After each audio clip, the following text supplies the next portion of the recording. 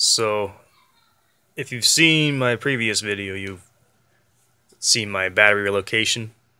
And I was looking at it the other day and was thinking that I might actually just utilize that hole I drilled, because it's pretty much where I want the geometry anyhow, I think, to relocate the shocks and actually gain a slight lift out of it,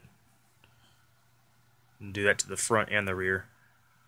And we'll see how it goes, and I will do a test run video with it as well. So we finished this up, and like I said, I utilized the hole in the frame. It's right in the center of the hoop, and on the front I'm gonna have to do some more math, but what I came up with for now is going through the bottom of the back of the shock tower. It definitely leveled the truck out. The front's nice and level now. Are you talking to me? The rear is extreme articulation. You need to cut more of the body out. Daddy, are you talking to me? Nice and soft in the rear like I like it. Kind of soft in the front, but squishy. And the placement of my shock, why I'm so picky and crucial about it, is my shock bottoms out as the frame reaches the 4-link truss. So the instant it hits the truss, my shocks are at max capacity, which is where your shock spacers come back into play. You're going to want to put those back in. Then the question is, I've seen these videos a bunch of times and everyone asks, does it work? So let's find out.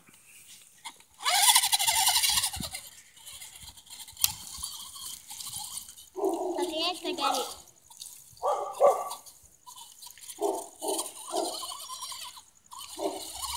Quite a bit of torque twist, so mirroring the transmission would be a good idea at this point.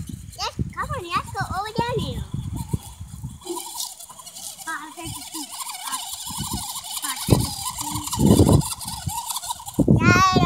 Get this hole over here.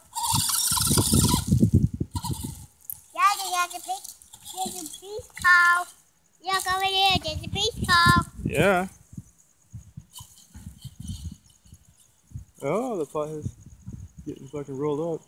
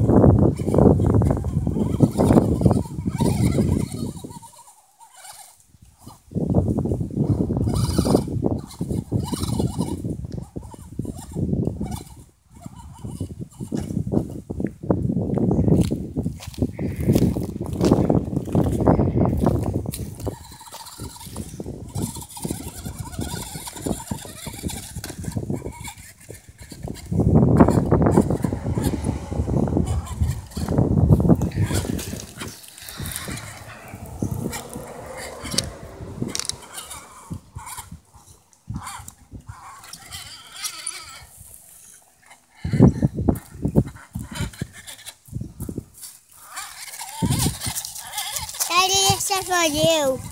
It's for me? Yes, this is for you. I've been digging so hard to find this.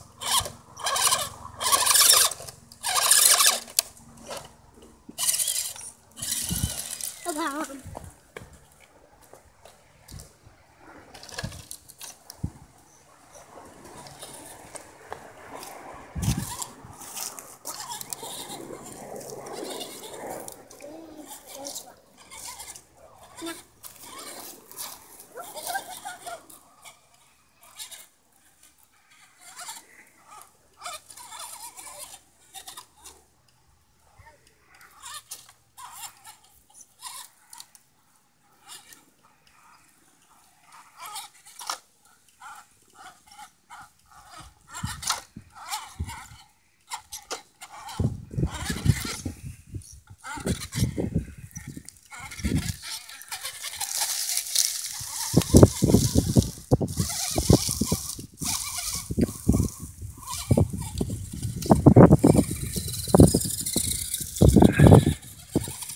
So, does it work?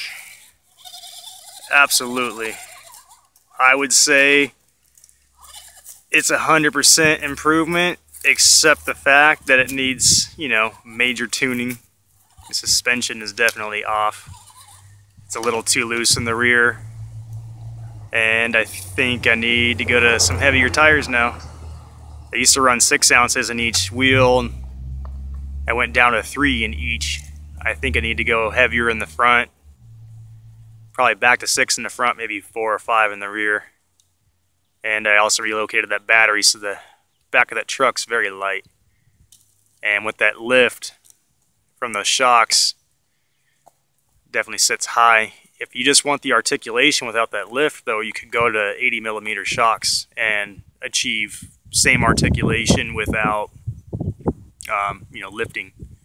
But also, I wanted to achieve a lift to get my servo away from the frame in the front.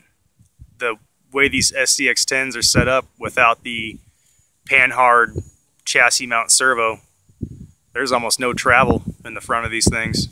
And I have the full travel length of the shock now, and the front and the rear, which is the point of the geometry and the horrible math that I encountered. So these shocks weren't randomly placed. I did do math. There is math behind this, so trust me. This is a great setup for rocks. It's a terrible trail truck.